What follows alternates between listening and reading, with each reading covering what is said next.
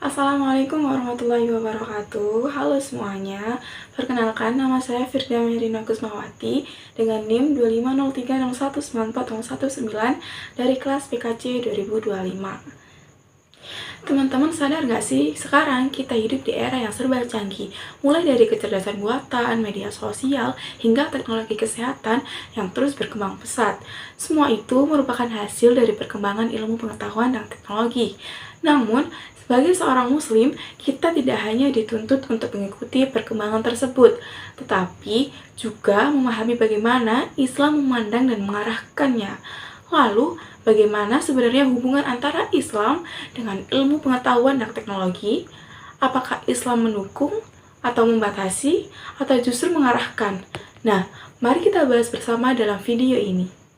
Islam adalah agama yang sangat menjunjung tinggi ilmu pengetahuan. Bahkan, wahyu pertama yang diturunkan kepada Nabi Muhammad SAW adalah perintah untuk membaca. Iqra bismi rabbikal ladzi khalaq. Quran Surat Al-Alaq ayat 1-5. Perintah Iqra atau membaca tidak hanya dimaknai secara harfiah, tetapi juga sebagai ajakan untuk memahami, meneliti, dan mengembangkan ilmu pengetahuan. Selain itu, Allah juga berfirman, "Katakanlah, apakah sama orang-orang yang mengetahui dengan orang-orang yang tidak mengetahui?" Quran Surat Az-Zumar ayat 9. Nah, ayat ini menegaskan bahwa orang yang berilmu memiliki kedudukan yang lebih tinggi dibandingkan yang tidak berilmu. Rasulullah SAW juga bersabda, menuntut ilmu itu wajib bagi setiap muslim. Hadis riwayat Ibnu Majah. Nah, dari dalil-dalil ini jelas bahwa Islam tidak hanya mendukung tetapi mewajibkan umatnya untuk menuntut ilmu, termasuk dalam bidang sains dan teknologi. Dalam Islam, ilmu pengetahuan tidak berdiri sendiri, tetapi harus diintegrasi dengan iman. Artinya, ilmu yang dikembangkan harus membawa manusia semakin dekat kepada Allah, bukan justru menjauhkannya. Allah Subhanahu wa Ta'ala berfirman, "Sesungguhnya yang takut kepada Allah di antara hamba-hambanya hanyalah orang-orang yang berilmu." Quran Surat Fatir ayat 28. Ayat ini menunjukkan bahwa semakin tinggi ilmu seseorang, seharusnya semakin tinggi pula kesadaran spiritualnya. Oleh karena itu, dalam perspektif Islam, ilmu tidak bersifat netral sepenuhnya.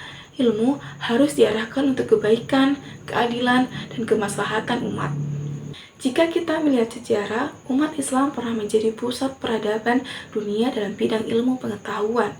Pada masa keemasan Islam, banyak ilmuwan muslim yang memberikan kontribusi besar, seperti yang pertama, Al-Khwarizmi, pelopor ilmu aljabar dan algoritma yang menjadi dasar teknologi komputer saat ini. Yang kedua, Ibnu Sina, tokoh kedokteran yang menulis Al-Qanun fi Al-Tibb yang digunakan di Eropa selama ratusan tahun. Yang ketiga, ada Al-Biruni, ilmuwan yang menghitung keliling bumi dengan tingkat akurasi tinggi. Yang terakhir, ada Jabir bin Hayyan yang dikenal sebagai bapak kimia modern. Nah, kehebatan mereka tidak terlepas dari semangat keislaman yang mendorong pencarian ilmu sebagai bentuk ibadah. Nah, hal ini membuktikan bahwa Islam dan sains bukanlah dua hal yang bertentangan, melainkan saling melengkapi. Meskipun Islam mendorong perkembangan teknologi, Islam juga memberikan batasan dan etika dalam penggunaannya. Teknologi dalam Islam harus memenuhi beberapa prinsip, yaitu yang pertama, tidak merusak, la tufsidu fil ard. Allah berfirman, "Dan janganlah kamu membuat kerusakan di muka bumi." Quran Surat Al-A'raf ayat 56. Yang kedua, memberikan manfaat, maslahah. Teknologi harus membawa manfaat bagi manusia, bukan mudarat. Yang ketiga, tidak melanggar syariat. Misalnya, tidak digunakan untuk penipuan, penyebaran hoax, ataupun konten negatif. Yang keempat, menjaga amanah sebagai khalifah di bumi. Manusia memiliki tanggung jawab untuk menjaga keseimbangan alam. Dengan kata lain, teknologi harus digunakan secara bijak, bertanggung jawab, dan berorientasi pada kebaikan. Di era digital saat ini, kita juga menghadapi berbagai tantangan, seperti yang pertama, penyebaran informasi palsu atau hoax. Yang kedua, kecanduan media sosial. Yang ketiga, penyalahgunaan teknologi untuk hal negatif. Yang keempat, lunturnya nilai moral akibat konten digital. Nah, oleh karena itu, diperlukan literasi digital yang baik serta landasan iman yang kuat agar kita tidak terjerumus dalam penggunaan teknologi yang salah. Sebagai generasi muda, kita dapat menerapkan nilai-nilai Islam dalam penggunaan teknologi, seperti yang pertama, menggunakan media sosial untuk menyebarkan konten edukatif dan dakwah. Yang kedua, memanfaatkan teknologi untuk belajar dan meningkatkan kompetensi diri. Yang ketiga, mengembangkan inovasi yang ramah lingkungan. Yang keempat, menggunakan teknologi secara bijak dan tidak berlebihan. Bahkan, membuat video seperti ini juga merupakan salah satu bentuk dakwah digital yang sangat relevan di era sekarang.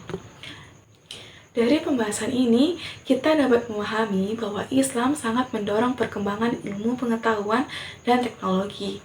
Namun, semua itu harus diiringi dengan iman, etika, dan tanggung jawab. Ilmu pengetahuan tanpa nilai-nilai Islam dapat membawa kerusakan, tetapi jika digunakan dengan benar, justru akan membawa kemaslahatan bagi umat manusia. Mari kita menjadi generasi yang tidak hanya cerdas secara intelektual, tetapi juga bijak dalam menggunakan teknologi. Gunakan ilmu dan teknologi sebagai sarana untuk beribadah, berdakwah, dan memberikan manfaat bagi sesama. Sekian video dari saya. Wassalamualaikum warahmatullahi wabarakatuh.